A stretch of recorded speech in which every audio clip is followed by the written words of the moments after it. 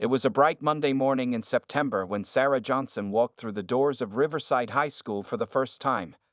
The tall, confident 16-year-old carried her backpack over one shoulder, her natural curls neatly styled, and her new school uniform pressed to perfection. As the daughter of Dr. Michelle Johnson, one of the most respected educators in the district, Sarah had grown up understanding the value of presentation and first impressions. The main office buzzed with typical morning activity as Sarah collected her class schedule. Mrs. Garcia, the friendly secretary, smiled warmly at her. "Welcome to Riverside High. Your first class is Advanced Chemistry with Ms. Peterson in room 204. Sarah thanked her politely, already knowing the school's layout from her previous visits with her mother, who had recently become the school's principal.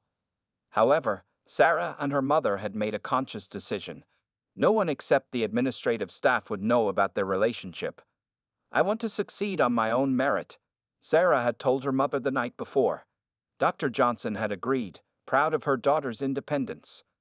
As Sarah entered room 204, the chemistry lab was already half full with students chatting before class. She noticed the variety of faces, some buried in their phones, others reviewing notes, and a few curious glances in her direction. The lab tables were arranged in pairs, most already occupied, except for one near the front. Ms. Peterson, a woman in her 50s with graying blonde hair pulled into a tight bun, stood at her desk organizing papers. She looked up briefly as Sarah approached, her expression changing almost imperceptibly. "You must be the new student," she said, her tone noticeably cooler than the secretary's had been.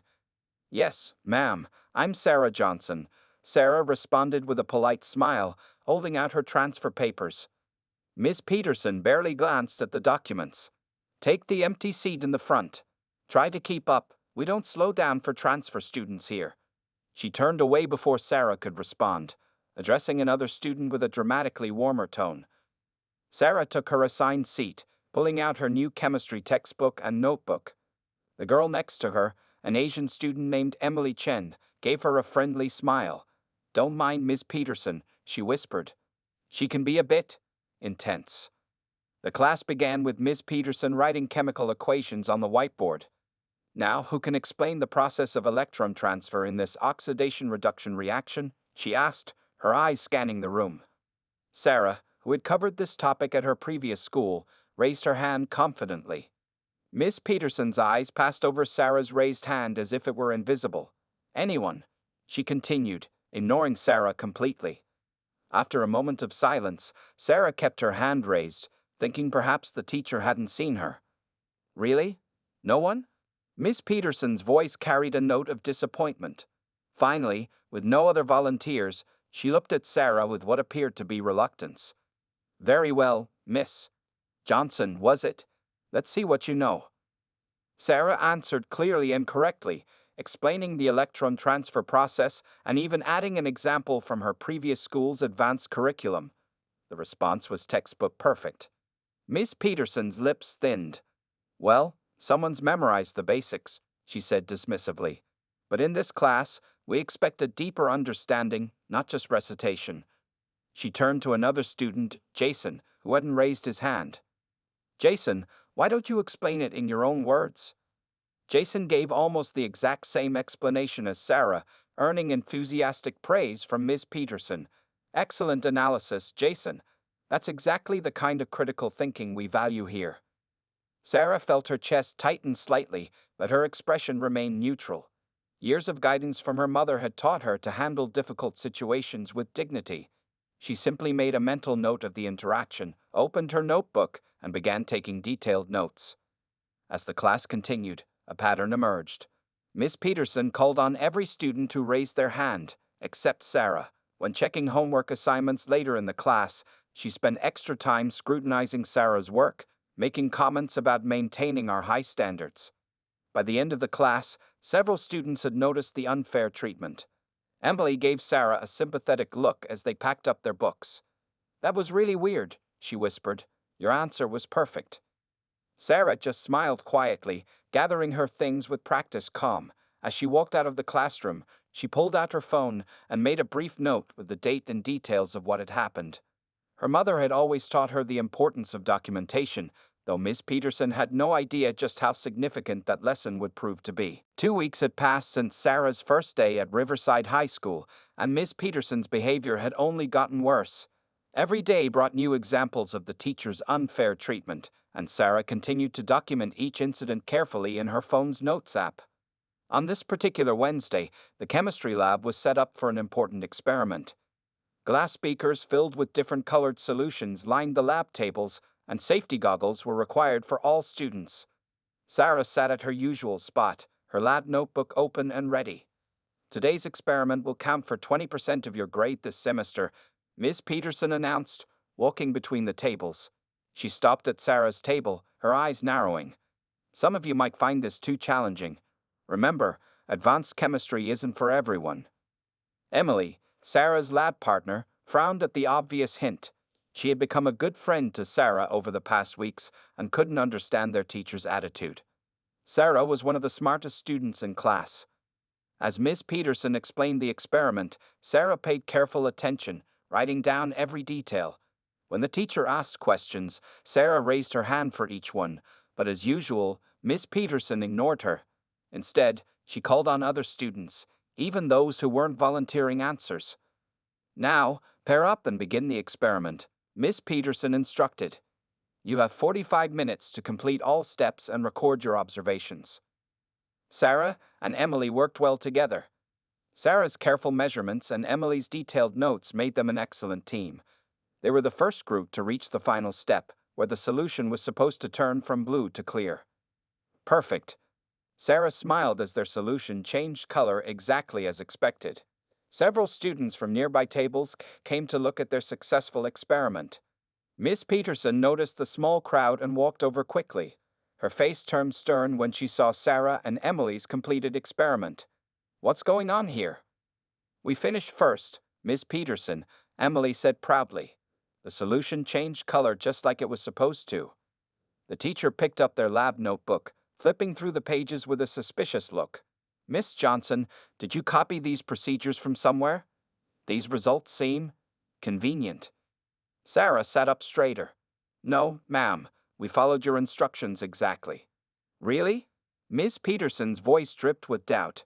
"Because at my 15 years of teaching, I've never seen a transfer student grasp these concepts so quickly. Perhaps you'd like to explain your process to the principal?" Several students gasped quietly.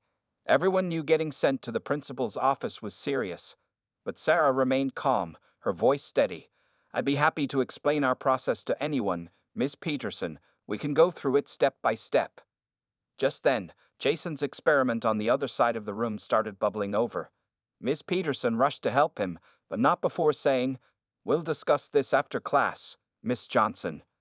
As soon as the teacher walked away, students from nearby tables spoke up. "That's so unfair," whispered Maria from the table behind them. "Your experiment was perfect."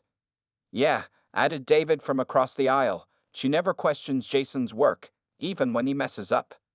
Emily pulled out her phone discreetly and showed Sarah something. "I've been recording some of these incidents," she admitted quietly. "My older sister is in law school, and she said it's important to have evidence when someone's being treated unfairly." Sarah looked at her friend gratefully. She wasn't alone anymore.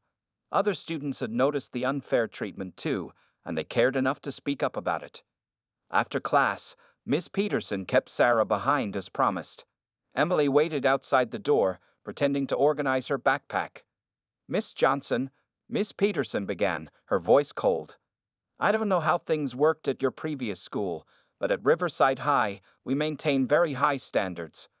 Perhaps you should consider transferring to regular chemistry instead of advanced." Sarah met her teacher's eyes calmly. "Thank you for your concern, Miss Peterson, but I'm confident I can handle the work. My previous school's curriculum was actually more advanced in some areas." Miss Peterson's lips tightened into a thin line. "We'll see about that," she said dismissively. "You may go." As Sarah walked out, Emily fell into step beside her. "You okay?" she asked worriedly. Sarah nodded, pulling out her phone to add today's events to her growing list of documented incidents. She might have been quiet, but she wasn't powerless. Soon, Miss Peterson would learn that underestimating Sarah Johnson was a serious mistake. A month into the semester, Tension in Ms. Peterson's advanced chemistry class had reached a boiling point. It was the day of the midterm exam presentation, where each student had to demonstrate a complex chemical reaction in front of the class. Sarah had spent weeks preparing, knowing Ms. Peterson would be looking for any excuse to criticize her work. The classroom buzzed with nervous energy as students set up their experiments. Sarah's project involved changing the colors of flames using different metal salts, a beautiful and challenging demonstration she had practiced countless times at home. "Remember," Ms. Peterson announced, scanning the room, "your presentation skills are just as important as the chemistry. Some of you might find this particularly challenging." Her eyes lingered on Sarah longer than necessary. Emily, sitting next to Sarah, secretly pressed the record button on her phone under the desk. By now, several students had started documenting Ms. Peterson's behavior, creating a small but determined group of supporters around Sarah. One by one, students presented their projects. Jason went first, accidentally spilling some chemicals but receiving encouraging words from Ms. Peterson. "Don't worry, Jason. Mistakes happen in science. That's how we learn." When it was Sarah's turn, she walked to the front with confidence. Her table was perfectly organized, each salt labeled clearly, and her safety equipment ready. "Today, I'll demonstrate how different metal salts create unique flame colors, explaining the electron excitation process that causes this phenomenon." Sarah began her presentation flawlessly. The class watched in amazement as she created beautiful flames in green, blue, red, and purple colors. Her explanation was clear and detailed, showing deep understanding of the chemical principles involved. Just as she was reaching her conclusion, Miss Peterson interrupted. "Stop right there, Miss Johnson." The teacher's voice was sharp. "This demonstration seems far too advanced for a student at your level. Where did you really get this idea from?" Sarah remained calm. "I researched it independently, Miss Peterson. I can show you my sources." "Are you suggesting that someone like you could develop this level of understanding without help?" Miss Peterson's words carried a clear prejudice that made several students shift uncomfortably in their seats. "Perhaps you had outside assistance." The room fell silent. Even students who usually stayed quiet looked shocked at the teacher's obvious bias. Sarah's hands trembled slightly, but her voice remained steady. "Miss Peterson, if you're suggesting I cheated." "I'm suggesting," Miss Peterson cut in, "that certain students might find it difficult to grasp these advanced concepts naturally. Maybe you would be more comfortable in a different level of chemistry." Maria, usually the quietest student in class, suddenly spoke up. "But Sarah explains things better than anyone. She helped me understand last week's homework when I was struggling." "That's enough," Miss Peterson snapped. "Miss Johnson, you can take your seat. I'll be discussing this presentation with the administration. Clearly, there are some questions about academic integrity here." Sarah packed up her materials with dignity, even as angry whispers spread through the classroom. As she walked back to her seat, she held her head high, though her eyes stung with unshed tears. Emily reached over and squeezed her hand under the table. "We all recorded everything," she whispered. "She can't get away with this." After class, students lingered in the hallway, gathering around Sarah. "This has gone too far," David said angrily. "We should report her." "My sister says we have enough evidence now," Emily added, holding up her phone. "What she's doing is discrimination, plain and simple." Sarah looked at her classmates, touched by their support. "Thank you, everyone. Really, but please, let me handle this my way." She had a plan, one that had been building since the first day of class. That afternoon, Sarah sat in her car longer than usual, gathering her thoughts. She pulled out her phone and scrolled through the detailed notes she'd been keeping: dates, times, specific comments, and witness names. Then she opened her messages and typed a text to her mother. "Mom, I think it's time we had that meeting with Miss Peterson, but not as principal and student, as mother and daughter." As she pressed send, Sarah felt a weight lift from her shoulders. Miss Peterson had no idea that her prejudiced behavior toward the transfer student was about to backfire spectacularly. Tomorrow would bring a revelation that would shake Riverside High School to its core. The next morning arrived with dark clouds hanging over Riverside High School, matching the serious mood inside Principal Michelle Johnson's office. Dr. Johnson sat at her desk, reviewing the extensive evidence her daughter had collected over the past month. Her face remained professional, but her eyes revealed the mother's controlled anger.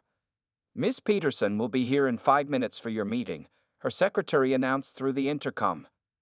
"Thank you, Mrs. Garcia. Please send her in when she arrives," Dr. Johnson replied, organizing the printed screenshots, student statements, and recorded videos on her desk. She had spent the entire night reviewing everything, making sure their case was solid. Sarah sat quietly in one of the chairs facing her mother's desk, dressed perfectly in her school uniform. They had decided she would already be present when Miss Peterson arrived, but sitting in a position where she wouldn't be immediately visible from the door. At exactly 7:30 a.m., there was a knock on the office door. "Come in," Dr. Johnson called out, her voice calm and professional. Miss Peterson entered with confidence, wearing her usual stern expression. "Good morning, Dr. Johnson. I understand you wanted to discuss a student's performance." She hadn't noticed Sarah yet, who remained seated quietly to the side. "Yes, please take a seat, Miss Peterson," Dr. Johnson gestured to the empty chair. "I've received some concerning reports about your advanced chemistry class." Miss Peterson sat down, still not seeing Sarah in her peripheral vision. "Oh, well, I maintain very high standards in my classroom. Some students simply aren't prepared for that level of rigor." "I see." Dr. Johnson picked up a folder. "Would you say that's true for Sarah Johnson?" "Ah, yes." Miss Peterson's expression hardened. "Miss Johnson is a prime example.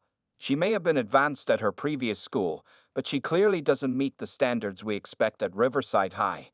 Just yesterday, she presented a project that was obviously beyond her capabilities." "Beyond her capabilities?" Dr. Johnson raised an eyebrow. "Could you explain exactly what you mean by that?" "Well," Ms. Peterson shifted slightly. "Some students, particularly those from certain backgrounds, often struggle with advanced scientific concepts. I'm simply suggesting she might be more comfortable in regular chemistry." "Certain backgrounds?" Dr. Johnson's voice remained steady, but grew cooler. "Miss Peterson, could you clarify what you mean by that statement?" Miss Peterson suddenly looked uncomfortable. "I simply mean that not everyone is suited for advanced placement courses. It's nothing personal." "Nothing personal?" Dr. Johnson opened the folder in front of her. "Then perhaps you can explain these documented incidents." She began laying out printed screenshots and transcripts on her desk. 23 instances of ignored raised hands. 15 dismissive comments about correct answers. 7 suggestions to drop to a lower level despite perfect grades. All directed at one student. Miss Peterson's face paled slightly as she saw the evidence mounting. I maintain high standards for all my students." "Let's watch something," Dr. Johnson said, turning her computer monitor so Miss Peterson could see it. She played a video from yesterday's class, showing the clear prejudice in Miss Peterson's treatment of Sarah during her presentation. As the video ended, Dr. Johnson spoke again. "Miss Peterson, I'd like you to meet someone properly." She gestured to her side. "I believe you know my daughter Sarah." Miss Peterson's head whipped around, her face straining of color as she finally noticed Sarah sitting there. Her mouth opened and closed several times, but no words came out. "Yes, Miss Peterson," Sarah spoke quietly but firmly. "Dr. Johnson is my mother. But that shouldn't matter. No student should face discrimination in your classroom, regardless of who their parents are." Miss Peterson's hands began to shake. I had no idea." "That's exactly the problem," Dr. Johnson interrupted. "Would it have made a difference if you had known she was my daughter? Should it make a difference? Every student deserves the same respect and opportunities." The room fell into heavy silence as Miss Peterson stared at her hands, the reality of her actions sinking in. "There will be a formal review board meeting tomorrow morning at 8 a.m., Dr. Johnson continued. "I've already submitted all the evidence to the school board. Until then, you are suspended from teaching duties." Miss Peterson stood up shakily, her face ashen. As she turned to leave, she glanced at Sarah, seeing her clearly for the first time, not as just another student to discriminate against, but as a bright young woman she had wrongly judged. The door closed behind Miss Peterson with a quiet click, leaving mother and daughter alone in the office. Sarah finally let out a long breath she hadn't realized she'd been holding. "You did well, Dr. Johnson smiled at her daughter. Very well indeed. The next morning, the Riverside High School boardroom was packed with people.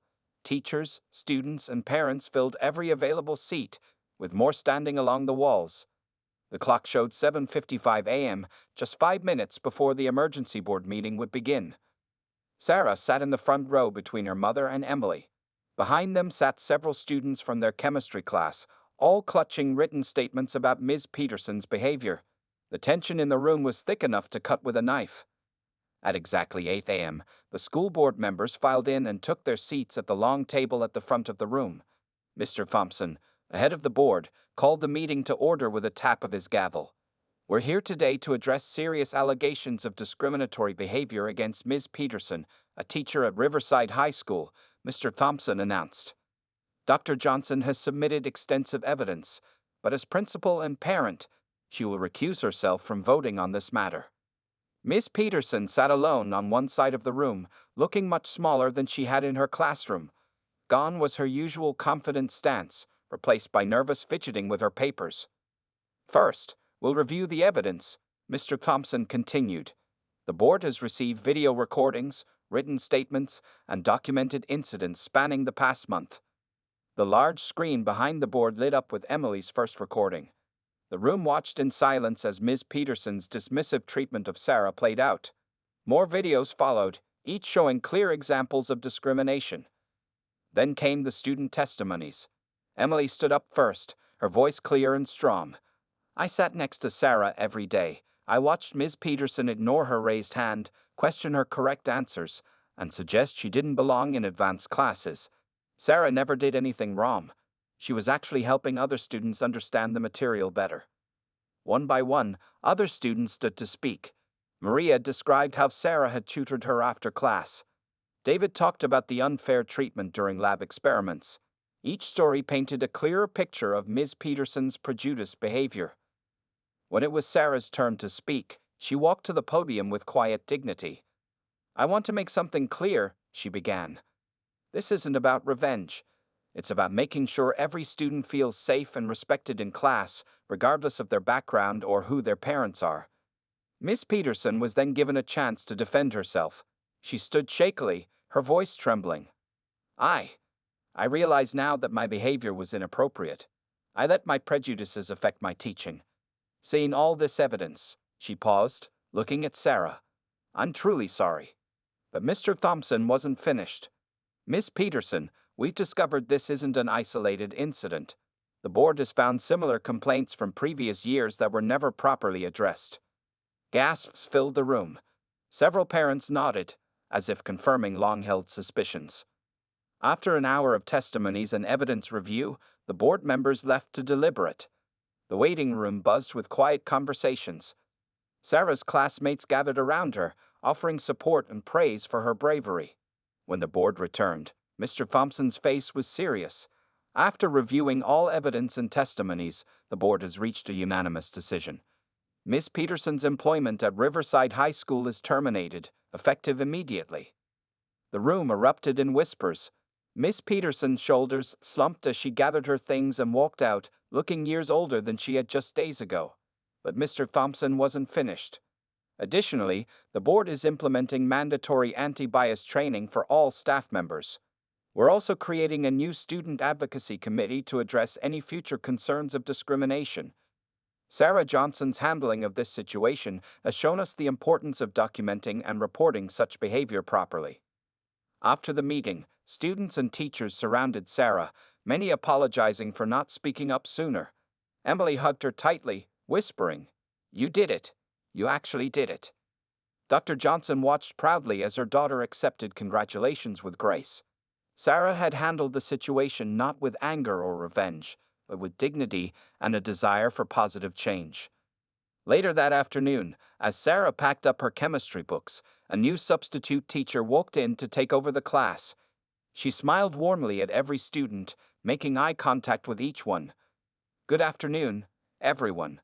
Let's start fresh, shall we?" Sarah smiled back, feeling lighter than she had in weeks. Sometimes the best revenge wasn't revenge at all. It was making sure the same injustice wouldn't happen to anyone else. 2 weeks had passed since Ms. Peterson's dismissal, and Riverside High School was going through significant changes. The story of Sarah Johnson and her fight against discrimination had spread throughout the district, inspiring other schools to review their own policies. On this particular Monday morning, Sarah walked into her advanced chemistry class, now taught by Dr. Roberts, a kind-faced woman with 20 years of teaching experience. The classroom atmosphere had completely changed. Gone was the tension that used to fill the air, replaced by an environment of mutual respect and genuine enthusiasm for learning. "Good morning, everyone," Dr. Roberts greeted the class warmly. "Today, we're starting our group projects, and I'm excited to see what you all come up with. Sarah, would you mind helping me distribute the materials?" Sarah smiled and stood up. This simple act of being asked to help, rather than being ignored, still felt refreshingly different. As she handed out lab equipment to her classmates, she noticed how everyone seemed more relaxed and engaged. The best part, Emily whispered as Sarah passed her table, is that Dr. Roberts actually listens to everyone's ideas. The new Student Advocacy Committee, which Sarah had been asked to join, was meeting after school that day. The group consisted of students from different grades and backgrounds, all working together to ensure fairness and equality in the school. During lunch break, Sarah sat with her growing group of friends in the cafeteria. Maria, who had once been too shy to speak up in class, was now confidently discussing her chemistry project. David and Emily were planning a peer tutoring program, inspired by how Sarah had helped them during Ms. Peterson's difficult classes. "You know what's really cool?" David said between bites of his sandwich. "My little sister's middle school heard about what happened here, and now they're starting their own student advocacy group." Sarah's phone buzzed with a notification. It was an email from a student at another high school across town, asking for advice on how to document and report unfair treatment. This wasn't the first such message she received. Her story had become a blueprint for other students facing similar situations. After lunch, Dr. Johnson called Sarah into her office. Unlike their previous secret meetings, this one was open and professional.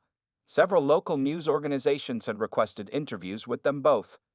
"You don't have to do any interviews if you don't want to," Dr. Johnson assured her daughter, "but your story could help a lot of people." Sarah thought about it carefully. "I'll do it," she decided. "But I want to focus on how we can prevent discrimination, not just on what happened to me." That afternoon, during the Student Advocacy Committee meeting, Sarah looked around the room with pride. Students from all grades and backgrounds sat together, actively discussing ways to make their school better. On the whiteboard, they had written their mission statement: "Every student, every voice, every day."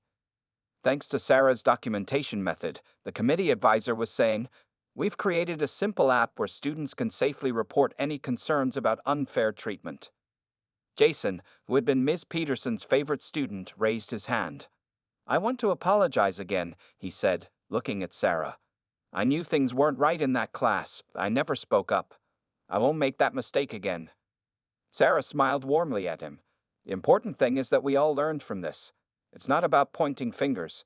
It's about making sure everyone feels safe and respected." As the meeting continued, they planned workshops for both students and teachers about recognizing and preventing bias. The school board had approved their proposal for monthly open forums where students could share their experiences and concerns. After the meeting, as Sarah walked to her car, she passed by her old chemistry classroom. Through the window, she could see Dr. Roberts staying late to help a student understand a difficult concept. The teacher's patient smile and encouraging words were visible even from outside. Emily caught up with her in the parking lot. "Hey, guess what?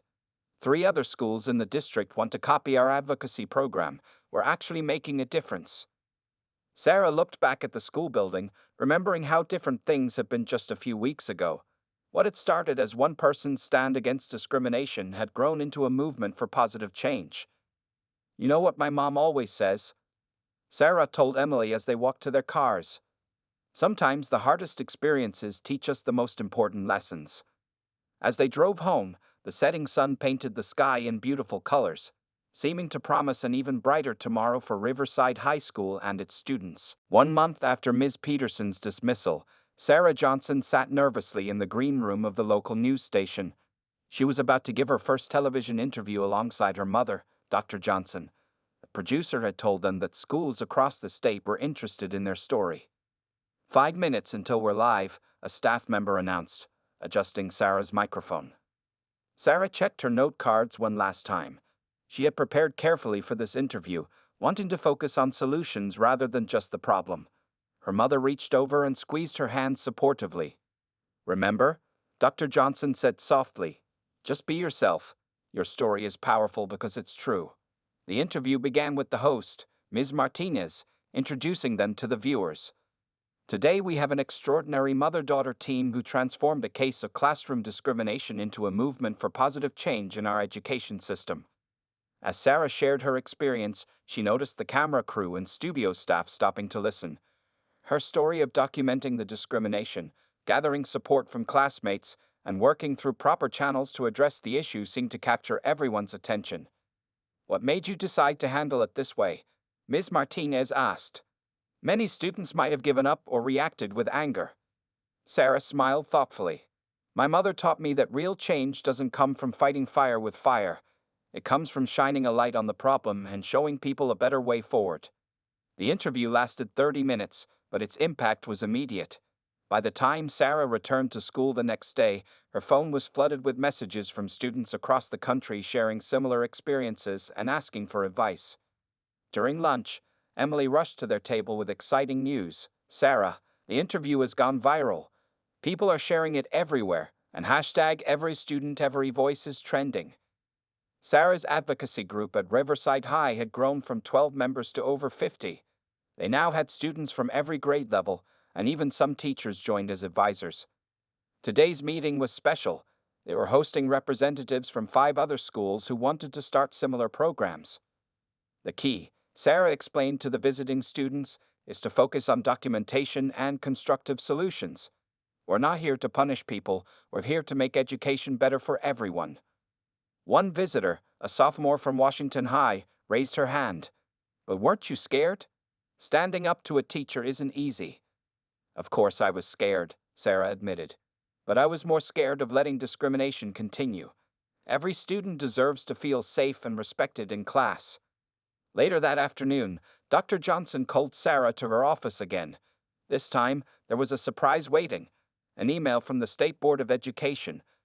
They wanted Sarah and her mother to help develop new anti-discrimination guidelines for all schools in the state. "They want to use our documentation app as a model," Dr. Johnson explained proudly. "And they're interested in our student advocacy program too." As Sarah walked through the hallways after the meeting, she noticed something remarkable. Students from different grades and backgrounds were mixing freely, helping each other with homework, and chatting in mixed groups. The invisible barriers that had once divided them were breaking down. Near the chemistry lab, she passed Dr. Roberts working with a group of students. Through the open door, she could hear the teacher encouraging questions and praising creative thinking. The change in atmosphere was like night and day compared to Ms. Peterson's class.